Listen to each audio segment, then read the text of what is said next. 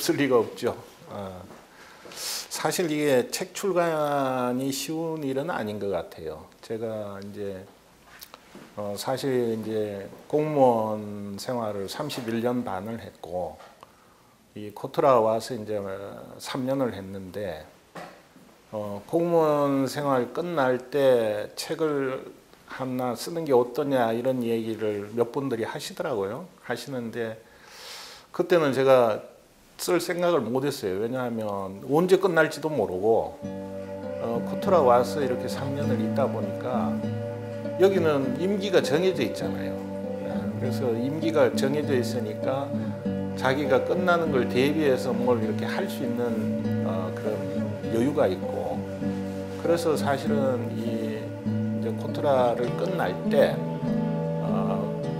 이제 공직 생활과 코트라에서 생활을 한번 돌아보는 책을 하나 써야겠다는 생각을 했어요. 그래서 해외 출장 기간이 제가 한 330일, 그러니까 1년을 해외 출장을 다녔기 때문에 실제로 여기서 국내에 있은 거는 2년밖에 없어요. 2년밖에 없으니까 그 비행기에서 그 비행기 뭐 타면 장기간 타는 거는 열 몇 시간씩 이렇게 타고 하니까 그럴 때 뭐 한 6-7시간씩 원고도 보고 고치고 또 구상도 하고 그런 시간을 많이 활용했던 것 같습니다.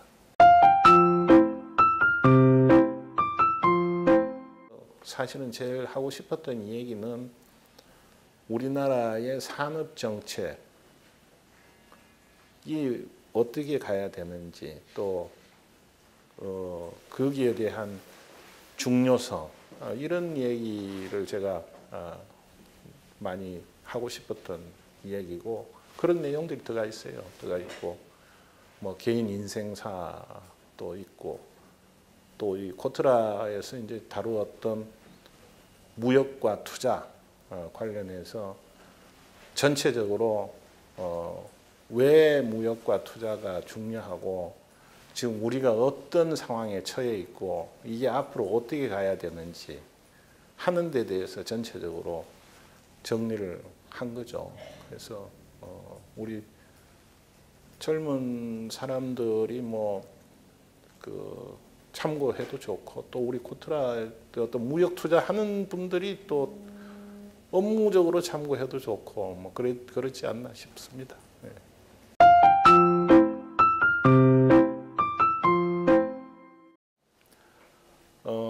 다른 사람 입장을 이해하는 게 제일 중요하다고 생각해요. 이해를 하려면 첫째, 그 사람이 상대방이 하는 얘기를 잘 들어야 돼요. 그걸 듣지 않고서는 이해를 할 수가 없습니다. 두 번째는 그 사람이 어떤 상황인가를 본인 스스로 이해하려고 노력을 해야 돼요. 예. 그 사람이 한 얘기를 잘 듣고 그 사람이 어떤 상황인지를 이해를 하면 훨씬 그 상대방하고 이야기하기도 편해지고 문제를 해결하기도 쉽습니다. 그렇기 때문에 그 이청득심이라는 말이나 역지사지라는 게 다 그런 의미잖아요. 그죠? 그러니까 이제 우리 신입사원들한테도 그런 얘기를 항상 합니다. 보고서 쓰는 것도 마찬가지고, 보고서 쓰는 것도 혼자만 생각 갖고 쓰지 말고, 그러면 보고서를 쓰면 그게 올라오면서 뭐 팀장이 보고 실장이 보고 이렇게 볼 거 아니에요. 그러면 예를 들어서 팀장의 생각, 실장의 생각, 이런 것들을 위에 사람의 생각을 이 사람들이 어떻게 생각할까, 이걸 이해하면 보고서가 훨씬 내용도 깊이가 있어지고 그 보고서를 본 상사들이 받아들이는 게 훨씬 쉽겠죠. 근데 자기 혼자만의 생각 가지고 이렇게 그걸 써놓으면 그거는 자기는 그 생각이 다인 줄 알지만 또 다른 차원의 일들이 있거든요. 그러니까 그런 걸 같이 고려를 해서 써야지, 그렇지 않고 써놓으면 이게 진짜 우리가 이야기하는 우물안 개구리식으로 보는 시야가 좁단 말이에요. 그래서 항상 좀 넓고 높은 그런 시야를 가지고 시각을 가지고 보고서 쓰고 일도 하고 그렇게 하면 인정받기도 훨씬 쉽습니다. 훨씬 쉽고 또 그게 다른 사람들한테도 좋은 인상도 주고 자기 그 능력 개발이나 자기 업무에도 큰 도움이 되고 저는 그렇게 생각합니다.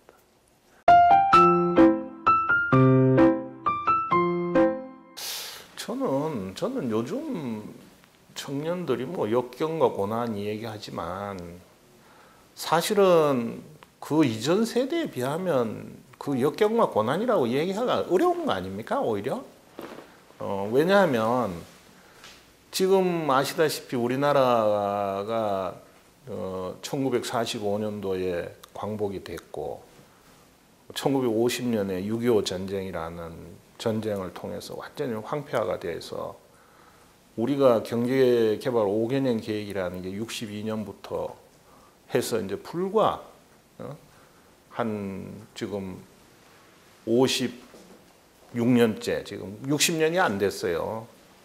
그때 고난과 역경하고 지금은 저는 조금 차원이 틀리다. 지금은 기본적으로 어느 정도 먹고 자고 또 뭐 소비하고 이런 기본적인 의식주는 어느 정도 다 해결이 돼 있어요. 돼 있는데 다만 이제 이게 무슨 뭐 교육 문제라든지 또 어떤 취업 문제라든지 이런 것들이 문제가 되죠. 그러니까 근본적인 어려움은 없는데 하여간 지금 젊은 사람들이 맞닥뜨리고 있는 문제가 이 사회 제도적으로도 잘못된 결과로 온 것도 많죠. 왜 그러냐 하면 너무 대학을 많이 진학을 시켜서 그 인력이 공급 과잉이 되니까 직장 들어가기도 어렵고 그렇게 되는 거 아니에요. 그래서 이제 물론 사회적으로 그런 잘못된 부분도 있지만 본인들이 기본적으로 교육을 받고 기본적으로 이렇게 가지고 있는 것들을 잘 활용을 한다면 저는 길은 얼마든지 있다. 어려움이 없는 인생이 어디 있습니까? 다 모든 사람들이 다 겉으로 보기에는 참 잘 평온하게 산 것 같고 별 문제 없이 살아간 것 같지만 그 한 사람 한 사람을 이렇게 들여다보면 전부 그 어려움을 다 이겨 나온 결과물들이다. 저는 그렇게 생각해요. 그리고 제가 아는 모든 사람들, 대부분의 사람들이 이렇게 나름대로 그래도 성공했다는 사람들을 만나서 보면 다 어려움을 겪고 나온 사람들입니다. 근데 중요한 거는 그 사람들은 거기에 대해서 굴하지 않고 그걸 이겨냈다. 그러니까 긍정적인 마인드와 노력, 이 두 가지가 반드시 있다 이거죠. 근데 거기에 좌절하고 노력 안 하는 사람은 다 실패하죠. 그걸 못 이겨내고 성공을 할 수가 없잖아요. 그러니까 지금 젊은이들이 겪고 있는 것도 나름대로 그 세대에서 안고 있는 어려움일 수 있습니다. 그렇지만은 그걸 본인들이 그걸 이겨내겠다는 그런 적극적인 자세, 그 노력 이런 게 뒷받침이 되면 여러 가지 다양한 방면에서 그걸 자기 능력을 발휘할 수 있는 기회는 충분히 있다. 국내에서 아니면 해외에서도 있을 거고 우리 때는 뭐 해외 나가는 자체를 아예 생각을 못했던 세대지만 지금은 뭐 기회가 있으면 자기가 마음만 있으면 얼마든지 해외 나가서도 기회를 찾을 수 있거든요. 그래서 저는 그거는 생각하기 나름이다. 그렇게 봅니다. 뭐 우리가 그러잖아요. 자기가 아니 사람이 자기가 갖고 있는 생각의 폭을 넓힐 수 있는 방법이라는 게 다른 사람의 이야기나 경험담을 듣든지 책을 읽든지 그렇게 돼야지 뭘 넓힐 수 있는 그 기본 바탕이 생기는 거 아니겠어요, 그죠? 무슨 모든 걸 자기들이가 다 경험할 수도 없는 것이고 알 수도 없는 건데 그걸 다 고민을 해서 정리를 해놓고 활자화시킨 거기 때문에 그걸 읽으면 자기한테 큰 도움 되죠. 우리가 예를 들어서 우리가 그리스 로마의 시대 삶이나 문화를 어떻게 압니까?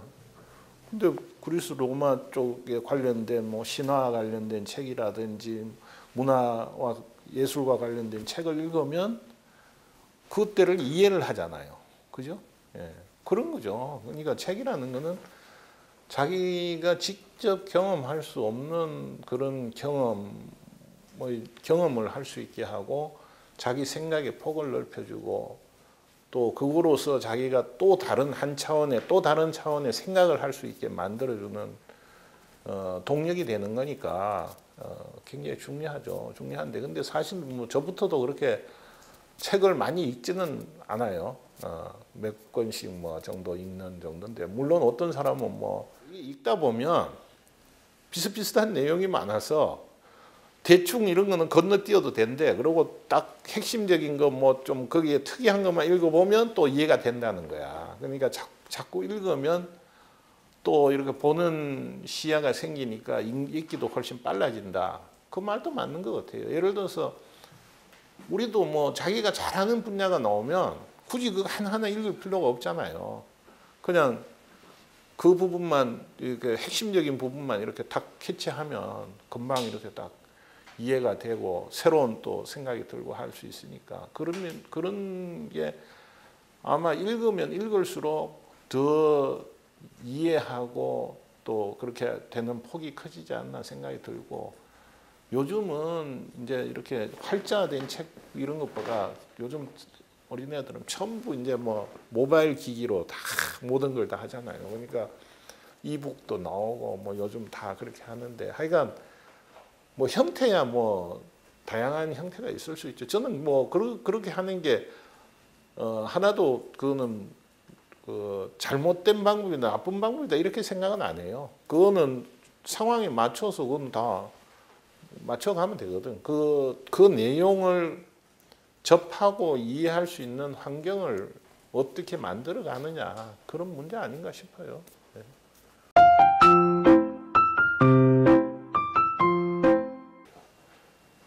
추천 도서는 내가 여기도 썼지만 저는 책이 이제 생명력이 좀 있어야 된다 그렇게 생각해요. 그래서 그 책이 생명력이 있으려면 그 책에 그 사람의 삶이나 생각이 담겨 있는 책이 돼야 된다. 특히 인문 사회과학 계통의 책들은 그렇잖아요. 그게 없는 거는 죽은 책이지 뭐 지식만 전달하는 그런 데 불과한 거고 그거야 뭐 인터넷에서 뭐 요즘에 얼마든지 구하는 건데 뭐 굳이 책으로 그걸 묶을 필요가 있냐요. 그리고 대부분 세계적인 석학이라는 사람들도 자기가 갖고 있는 자기의 생각의 틀이 있다고 그 생각의 틀을 가지고 어떤 일들을 전부 이렇게 해석을 하는 거거든요.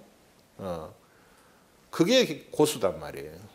뭐 교과서니 뭐 이런 거는 그런 틀이 없잖아요. 틀이 없으니까 그거는 우리가 좋은 책이라고 얘기할 수는 없지. 다만 그거는 공부하기 위해서 보는 책이고 정말 도움이 되는 책이라고 하는 거는 어떤 생각의 틀을 느낄 수 있는 책 내지 어떤 그 사람의 삶이나 인생관 같은 게 담겨 있는 책 읽고 나면 그래도 뭔가 남고 좀 감동 내지 감명이 있는 책 이런 게 나는 좋다고 생각하는데 제가 굉장히 오래전에 읽은 책인데 그 정호승 시인이 쓴 뭐 내 인생에 힘이 되어준 한마디 뭐 그런 책이 있어요. 그 책을 뭐 그 내용 하나하나를 내가 기억은 못하지만 그 책을 읽어보니까 굉장히 좀 이 마음에 남는 게 있더라고. 이렇게 어려운 상황에서 어떤 생각을 하고 어떻게 이걸 이겨나가는지에 대한 여러 가지 그런 그 이야기들을 담고 있는 책이어서 굉장히 기억에 남아있고 제가 이제 그 실장 할 때 우리 그 지식경제부 장관으로 계시던 최준경 장관이 쓴 책이 있어요. 그분이 청개구리 성공 전략, 청개구리 성공 신화. 그러니까 책 제목은 청개구리 성공 신화지. 거기는 보면 우리가 한국의 경제 발전이라는 게 왜 이게 가능했는지를 이렇게 정리를 했는데, 제가 지금까지 본 책 중에는 제일 그래도 설득력 있게 잘 정리가 된 것 같아서 우리 그 신입 직원들한테 읽어보라고 그랬는데, 그런 책들 같은 경우는 그 최준경 장관이 경제 수석도 했고 외국 대사도 하고 또 오랜 경제 관료를 해서 자기 경험, 또 해외 나가서 그런 고민, 또 경제 수석하면서 전체 우리나라 전체 경제를 다루어 본 경험, 또 장관하면서 이런 게 다 복합적으로 자기가 녹아들어서 그걸 정리를 한 거기 때문에 상당히 저는 좋은 책인 것 같고. 책 읽는 대한민국 화이팅! 독서신문 화이팅!